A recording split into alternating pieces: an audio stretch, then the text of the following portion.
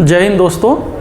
आज हम अपने कॉन्स्टिट्यूशन सीरीज़ में फंडामेंटल राइट शुरू करेंगे, जो हमारे संविधान का एक बहुत इंपॉर्टेंट टॉपिक है, जो पार्ट 3 में आता है हमारे संविधान के, और आर्टिकल 12 से लेकर आर्टिकल 35 तक इसमें कवर होते हैं। पार्ट 1 में हमने यूनियन और उसकी टेरिटरी को पढ़ा था, पार्ट 2 में हमने सिटीजनशिप को पढ़ा था, तो पार्ट 3 में दोस्तों आज हम फंडामेंटल राइट यानी मूल अधिकारों को डिस्कस करेंगे। बहुत सारे क्वेश्चन बनते हैं, और अगर मैं ये कहूँ कि पूरे संविधान और राज्य व्यवस्था में वो टॉपिक जहाँ से सवालों की झड़ी लगी रहती है तो वो मूल अधिकार है।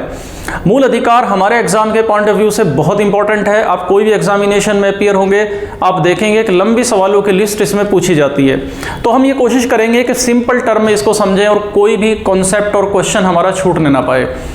देखो, सबसे पहले तो क्वेश्चन यही उठता है कि अधिकार किसे कहते हैं, ये मूल अधिकार होते क्या हैं।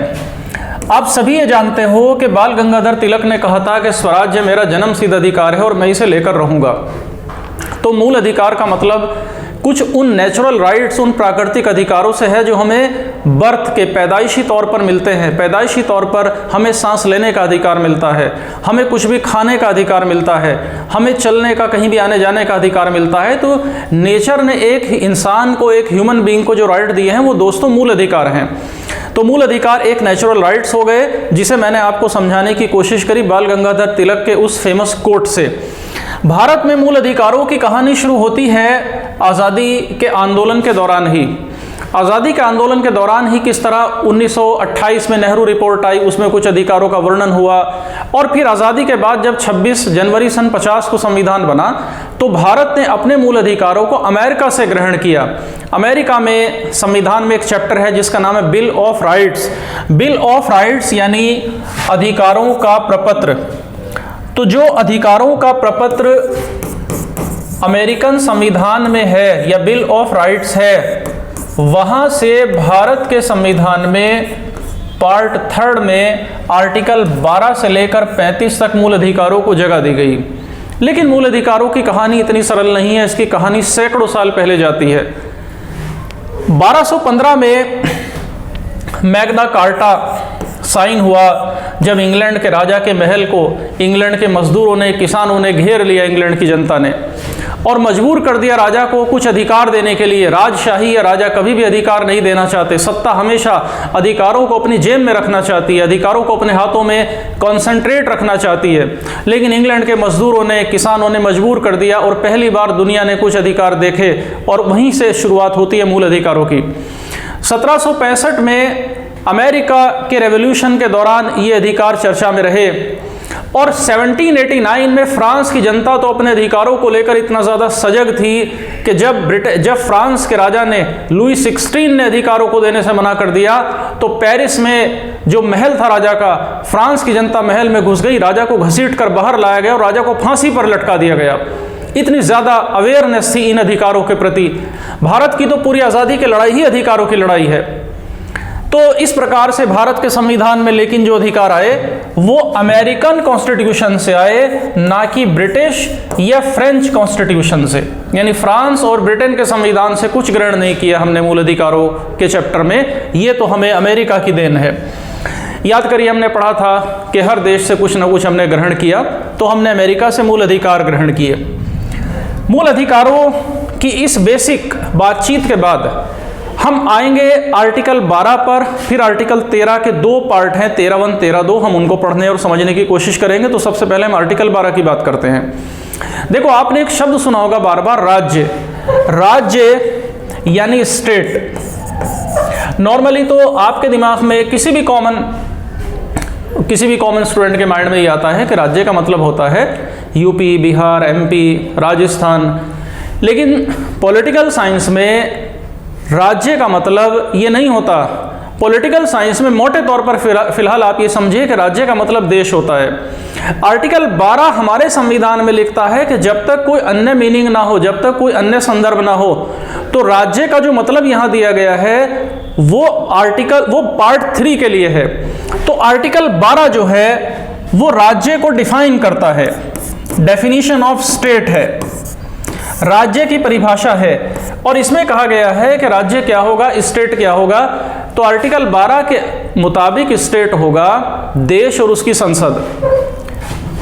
देश और उसकी संसद, ये राज्य है। आर्टिकल 12 के मुताबिक राज्य की दूसरी परिभाषा है भारत के प्रांत और वहां के विधानमंडल यानी लेजिस्लेचर, ये भी राज्य है। आर्टिकल 12 के अनुसार तीसरा मतलब है स्थानीय निकाय यानी लोकल बॉडीज। लोकल बॉडीज यानी नगर पालिकाएं और पंचायतें, ये भी राज्य है। और चौथा मतलब है अन्य प्राधिकारी, अदर अथॉरिटीज। अब देखिए राज्य को परिभाषित करने की जरूरत क्यों पड़ी। याद करो मैंने आपको बताया था कि भारत में संविधान सुप्रीम है, संसद सुप्रीम नहीं है। तो संसद ऐसा कोई कानून नहीं बना सकती जो आपके अधिकार छीन ले। अगर आपके अधिकार छीने जाएंगे तो आपको कहां जाने का अधिकार है? उस संसद के बनाए गए कानून के विरुद्ध सुप्रीम कोर्ट में जाने का अधिकार है। और सुप्रीम कोर्ट रिव्यू करेगा, उसकी समीक्षा करेगा और उसे गैर कानूनी भी डिक्लेयर कर सकता है।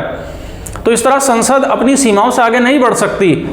तो भारत में राज्य ऐसा कोई काम नहीं करेगा जो संविधान के विरुद्ध हो।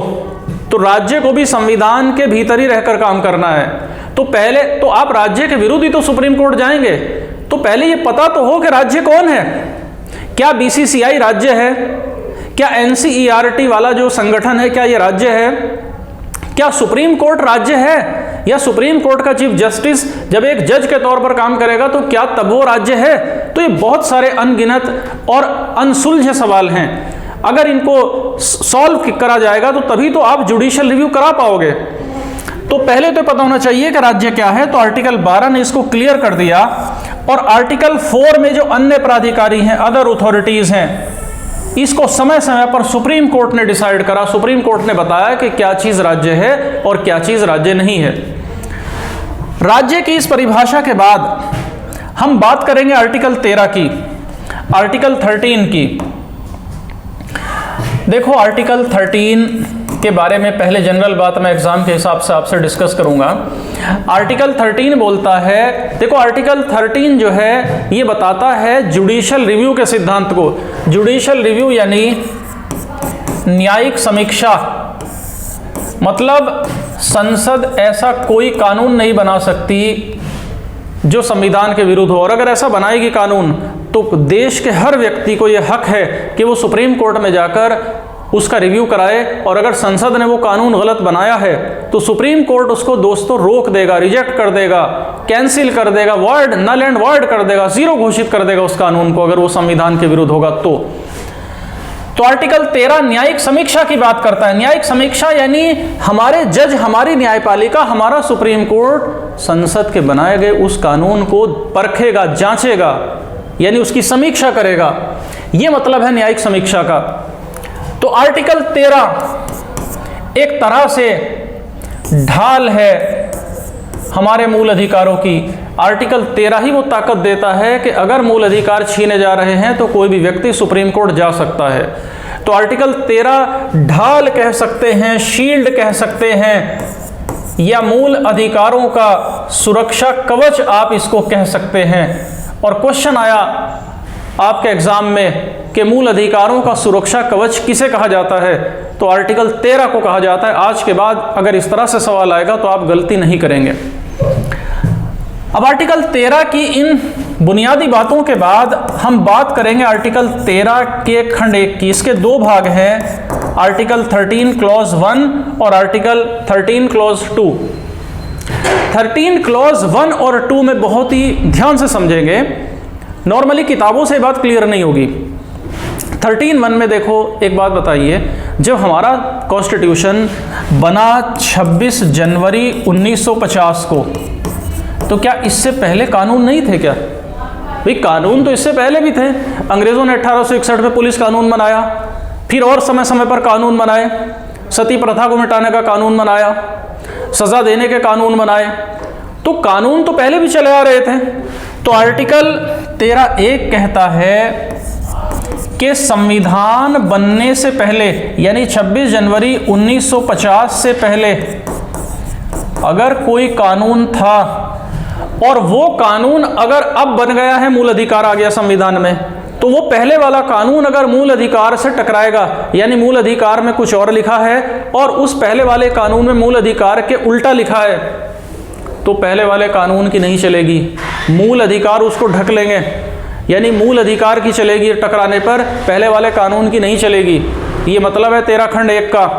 तो 13 खंड 1 को हम डॉक्ट्रिन ऑफ एक्लिप्स भी कहते हैं, आच्छादन का सिद्धांत भी कहते हैं। एक्लिप्स कहते हैं जैसे सूर्य ग्रहण, चंद्र ग्रहण होता है, तो ये ग्रहण लगा देंगे मूल अधिकार उसको। तो अगर मूल अधिकारों के सामने पहले वाला कोई कानून, संविधान आने से पहले वाला कोई कानून टकराएगा, आएगा, तो मूल अधिकारों की चलेगी, पहले वाले कानूनों की नहीं चल पाएगी, उनकी कोई हैसियत नहीं रहेगी। ये मतलब है आर्टिकल 13 खंड 1 का, और इसी को डॉक्ट्रिन ऑफ एक्लिप्स अंग्रेजी में कहते हैं, और हिंदी में इसको कहते हैं साथियों आच्छादन का सिद्धांत, और इसको प्री कॉन्स्टिट्यूशनल लॉ भी कहते हैं या संविधान पूर्व विधि भी कहते हैं। 13(2) ये बोलता है कि संविधान के बाद की, अब 26 जनवरी सन 50 से पहले वाले कानून की तो बात क्लियर हो गई कि भैया अगर ये टकराएगा मूल अधिकारों से तो मूल अधिकार ऊपर रहेंगे, ये खत्म हो जाएगा, इसकी हैसियत नहीं रहेगी। लेकिन केवल तब जब ये मूल अधिकारों से टकरा रहा है। अगर ये मूल अधिकारों से नहीं टकरा रहा तो इसकी हैसियत बरकरार रहेगी, ये चालू रहेगा, ये अपना काम करता रहेगा, ये कानून एग्जिस्ट रहेगा, इसकी हैसियत रहेगी, इसका अस्तित्व रहेगा, इसका वजूद रहेगा। आप समझ रहे हैं मेरी बात को? ये कानून जीरो नहीं होगा, ये केवल जब तक टकराएगा मूल अधिकारों के, अगर सामने खड़ा होगा तो मूल अधिकार की चलेगी, और अगर ये मूल अधिकारों के सामने नहीं खड़ा तो इस कानून की चलेगी। आर्टिकल 13(2) लेकिन ये बोलता है कि भैया 26 जनवरी 1950 के बाद क्या होगा, इसके बाद क्या कोई ऐसा कानून बना सकती है संसद जो मूल अधिकारों को जीरो कर दे या मूल अधिकारों को छीन ले? भैया नहीं बना सकती। तो 13(2) यही कहता है कि संसद ऐसा कोई कानून नहीं बना सकती जो मूल अधिकारों को कम कर दे, न्यून कर दे या मूल अधिकारों को छीन ले। और अगर ऐसा कोई कानून संसद ने बनाया तो वो कानून जीरो होगा, उसकी कोई हैसियत नहीं होगी, वो शून्य हो जाएगा। और इसी को कहते हैं पृथक्करण का सिद्धांत या डॉक्ट्रिन ऑफ सिवरेबिलिटी। अंग्रेजी में कहते हैं डॉक्ट्रिन ऑफ सिवरेबिलिटी, हिंदी में कहते हैं पृथक्करण का सिद्धांत। तो होप कि ये दोनों कॉन्सेप्ट आपको क्लियर हुए होंगे कि आर्टिकल 13(1) क्या है और आर्टिकल 13 खंड 2 क्या है। मैं फिर रिपीट कर देता हूं। हमने शुरू किया मूल अधिकार। मूल अधिकार की पहला क्वेश्चन हमारा बन जाता है किस भाग में है? भाग 3 में।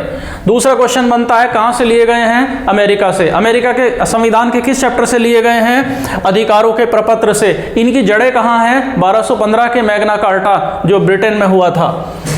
मूल अधिकार किस आर्टिकल से किस आर्टिकल तक है? 12 से 35 तक। आर्टिकल 12 क्या कहता है? आर्टिकल 12 राज्य की परिभाषा देता है, डेफिनेशन ऑफ स्टेट देता है।